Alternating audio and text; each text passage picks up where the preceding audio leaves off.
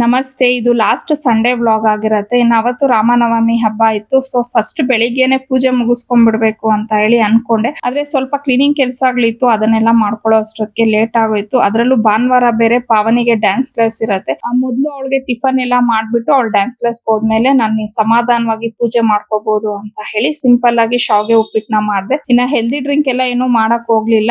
Usually ಪಾವನಿ ginger shots ಅಂತ ಹೇಳಿ ಮಾಡಿಟ್ಕೊಂಡಿರ್ತಾಳೆ, ಅದನ್ನೇ ಕೊಟ್ಟೆ ಕುಡ್ಕೊಂಡು ಹೋದ್ಲು ಅವಳು. ಇನ್ನ ಅವಳು ಹೋದ್ಮೇಲೆ ದೇವ್ರ ನೈವೇದ್ಯಕ್ಕೆ ಅಂತ ಹೇಳಿ ಪಾನಕ, ಮಜ್ಜಿಗೆ ಮತ್ತೆ ಕೋಸಂಬರಿ ಎಲ್ಲಾ ಮಾಡಿ ನಾನು ದೇವ್ರ ಪೂಜೆ ಎಲ್ಲ ಮುಗಿಸ್ಕೊಂಡೆ. ಇನ್ನ ಮಧ್ಯಾಹ್ನ ಹೊರಗಡೆ ಹೋಗೋಣ ಅಂತ ಪ್ಲಾನ್ ಮಾಡ್ಕೊಂಡಿದ್ವಿ. ಬಟ್ ಪಾವನಿ ಬಂದಿದ್ದು ಲೇಟ್ ಆಯ್ತು, ನಮ್ಮನೆಯವರು ಇರ್ಲಿಲ್ಲ. ಆಮೇಲೆ ಅವರು ಬಂದ್ಮೇಲೆ ಊಟ ಎಲ್ಲ ಮುಗಿಸ್ಕೊಂಡು ನಾವು ಹೊರಗಡೆ ಹೋಗಿದ್ದು.